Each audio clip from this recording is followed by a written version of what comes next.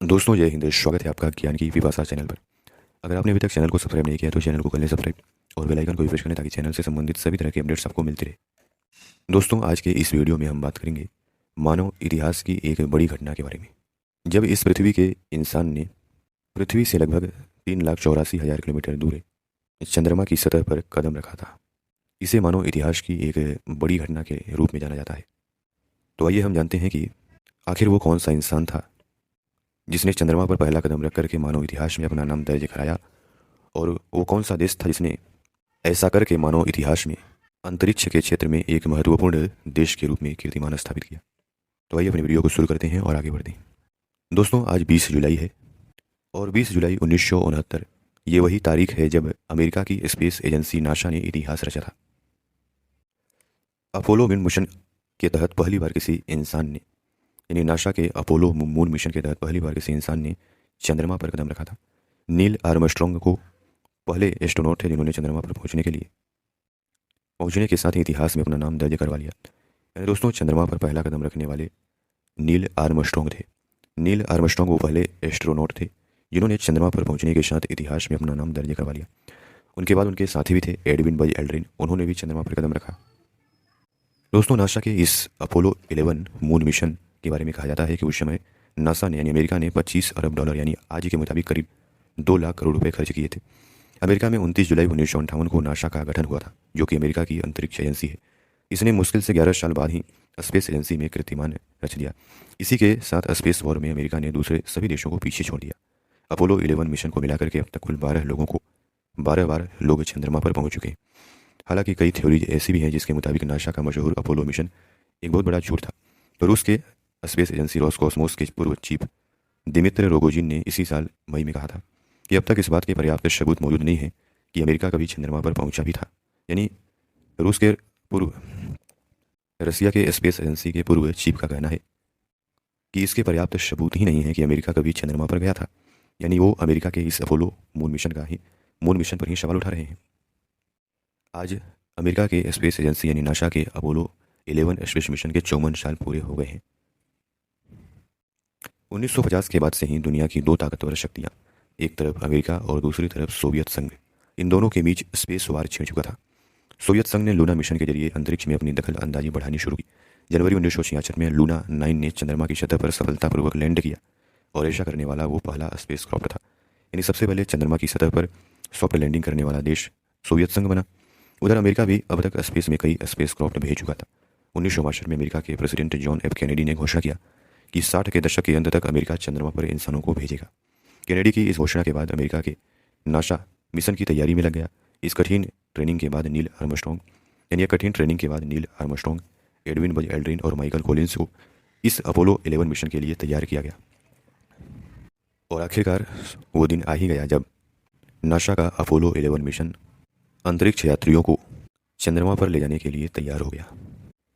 16 जुलाई 1969 में Apollo 11 spacecraft में Neil Armstrong, Edwin Buzz Aldrin और माइकल कॉलिंस को अमेरिका के कैनेडी स्पेस सेंटर से चंद्रमा की सफर पर भेजा गया। अमेरिकी समयानुसार सुबह 9:32 पर अमेरिका के कैनेडी स्पेस सेंटर से अपोलो 11 मिशन ने उड़ान भरी और नासा के मुताबिक करीब 65 करोड़ लोगों ने इस नज़ारे को टीवी पर देखा। 76 घंटे के बाद स्पेसक्राफ्ट 2,40,000 किलोमीटर की दूरी तय कर चुका था। चंद्रमा की दूरी 3,84,000 किलोमीटर है। 19 जुलाई को यानी 16 जुलाई को इसे लॉन्च किया गया था। 19 जुलाई को स्पेसक्राफ्ट चंद्रमा के ऑर्बिट में पहुंच गया। अगले ही दिन नील आर्मस्ट्रॉन्ग और एडविन बज एल्ड्रिन मॉड्यूल के जरिए स्पेसक्राफ्ट से अलग हो गए और चंद्रमा की सतह पर जाने की तैयारी करने लगे।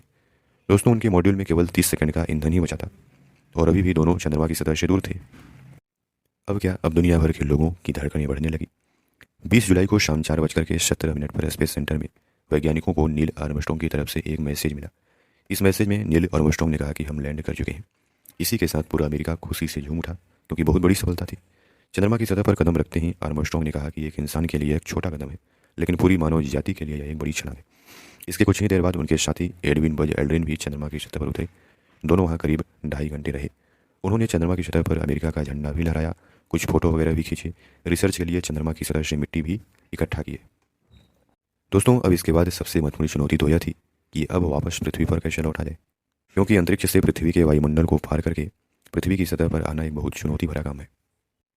अब अपोलो 11 के लिए अगला टास्क था वापस धरती पर कैसे आना। स्पेस कैप्सूल को बहुत ही सटीक एंगल पर पृथ्वी के एटमॉस्फेरिक यानी वायुमंडल में दाखिल होना था, क्योंकि जब कोई चीज़ 24,000 मील प्रति घंटे की रफ्तार से वायुमंडल से टकराती है तो इसमें भयानक आग लग जाती है। ऐसे में चैलेंज यह था कि अगर उनकी स्पीड ज़्यादा होती तो स्पेस क्राफ्ट तेज़ी से हिट अप होकर के जल जाएगा, वहीं अगर उनकी स्पीड बहुत कम होती तो स्पेस क्राफ्ट वायुमंडल से बाहर निकल जाएगा। 3 मिनट के कम्युनिकेशन ब्लैकआउट के बाद नील आर्मस्ट्रॉन्ग ने एक सफल एंट्री का सिग्नल दिया। history.com के मुताबिक अपोलो 11 मिशन लॉन्च के ठीक 8 दिन 3 घंटे 18 मिनट और 35 सेकंड के बाद प्रशांत महासागर में स्पेस क्राफ्ट की लैंडिंग के साथ खत्म हो गया। यानी कि आखिरकार जो 16 जुलाई 1969 को लॉन्च किया गया था अपोलो 11 मिशन, वो 8 दिन 3 घंटे 18 मिनट 35 सेकंड के बाद चंद्रमा की सतह पर इंसानों को पहुंचा करके उन्हें वापस लाने में भी कामयाब हो गया और प्रशांत महासागर में उनकी लैंडिंग के साथ यह खत्म हुआ। दोस्तों, यह तो हो गया अपोलो 11 मिशन की बात, लेकिन क्या ऐसा सच में हुआ था? क्योंकि बहुत सारे लोग अमेरिका के इस अपोलो 11 मिशन को ही झूठ बताते हैं। वॉइस ऑफ अमेरिका के मुताबिक चंद्रमा पर इंसान के कदम रखने के 1 साल के बाद ही इन बातों को भी अफवाह फैलने लगी कि नासा का अपोलो मिशन ही झूठा है। 1970 में हुए सर्वे के मुताबिक उस वक्त तकरीबन 30% अमेरिकी ऐसे थे जो अपोलो 11 की पूरी कहानी को झूठा मानते थे। इसके बाद 1976 में अमेरिकी नेवी के पूर्व अफसर और नासा के मून मिशन का हिस्सा रहे बिल केलिंग की एक किताब पब्लिश हुई, जिसका नाम था we never went to the moon, America's $30 billion swindle. अपनी इस किताब में केसिंग ने उन तमाम थ्योरीज का जिक्र किया था जिससे अमेरिका का मून मिशन झूठा साबित होता है। हालांकि किताब सामने आने के बाद अमेरिका सहित कई बड़े देशों के साइंटिस्टों ने इन थ्योरीज को खारिज करते हुए इनकी काउंटर थ्योरीज भी बनाई। केसिंग उस कंपनी में बतौर टेक्निकल राइटर काम करते थे जिसने नासा के अपोलो मिशन के रॉकेट सैटर्न वी के लिए इंजन बनाया था। नासा के मून मिशन को झूठा साबित करने वाले दावे क्या थे? यानी बिल केसिंग की किताब में कई ऐसे दावे किए गए थे जिसे पढ़ने के बाद लोगों ने उनकी किताब और थ्योरी का समर्थन किया था। तो उनके दावे यह थे कि चंद्रमा की सतह पर लहरा रहा अमेरिका झंडा, क्योंकि जब Neil Armstrong, Edwin Buzz Aldrin चंद्रमा पर उतरे थे तो वहाँ अमेरिका का झंडा भी लगाया था और उसका फोटो भी क्लिक किया था। बिल केसिंग इस पर सवाल उठाते हैं कि चंद्रमा पर कोई वातावरण नहीं है, ऐसे में वहाँ हवा नहीं हो सकती, तो वैक्यूम यानी जहाँ पर हवा नहीं है वहाँ झंडा कैसे लहरा सकता है। दूसरा तर्क यह था कि चंद्रमा पर पैरों के निशान, क्योंकि चंद्रमा पर नमी की कमी होती है, इस तरह निशान वहाँ नहीं पड़ सकते। वहीं तीसरा यह था कि चंद्रमा पर ली गई तस्वीरों में कोई तारा नहीं था। चंद्रमा की तस्वीरों में एक भी तारा नहीं दिख रहा है, जबकि वहाँ कोई वायुमंडल नहीं है, तो फोटो बिगड़ने की वजह से तारे नजर नहीं आने का सवाल ही नहीं उठता। चौथा तर्क यह था कि तस्वीरों में एस्ट्रोनॉट की परछाई दिखना। चंद्रमा पर कोई रोशनी नहीं होती तो फिर अंतरिक्ष यात्रियों की परछाई कैसे नजर आ रही है? अगर यह सूरज की रोशनी की वजह से है तो सारी परछाई पैरेलल होनी चाहिए। अगला यह है कि पृथ्वी की रेडिएशन बेल्ट को पार करना ही नामुमकिन।